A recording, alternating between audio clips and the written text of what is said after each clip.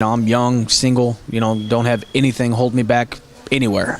So I want to be able to go out at the drop of a hat, hop on a flight, and go to this place and go to that place and meet these people and meet those people. I think that's part of the job as a mixed martial artist. If you're not continually, obviously training and fighting is your number one goal, but if you're not continually trying to get out there and meet new people, and kind of be in the public's eye and in the fans' eye and meet fans and shake fans' hands and do autographs and all that kind of stuff. I mean, that's your job, that's your duty. And for me, it's a huge blessing. I enjoy meeting to every single fan meeting every single fan that I can, talking to every single fan that asks me a question on Twitter and all that kind of stuff, and I get that kind of response, like, hey man, it's so awesome that you respond to us. That's so cool. And I really think, like, man, why wouldn't I respond to you? What are these guys doing who don't respond to these guys and who don't respond to the fans? Because at the end of the day, without the fans, we'd just be a bunch of fighters fighting in a gym like this with nobody watching, without the fans, so the fans are everything, and just,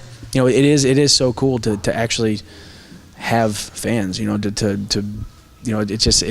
kind of a surreal thing for me. And obviously coming from that wrestling background where we put in tons of hard work, just as hard of work as we do here, but we would, have a wrestling match against Oklahoma State in front of 1,000 people, and now we're fighting, with 10,000, 20,000, 30,000 people in an arena, not to mention TV, like a place like Spike with millions of views. So it's just so crazy how much bigger the stage is than wrestling was in college. So it's, I feel like I've made that transition well, trying to stay humble as I can, and trying to, kind of meet everybody I can and just enjoy the ride, and more than anything, just be thankful and be humble and know that, none of this is promised.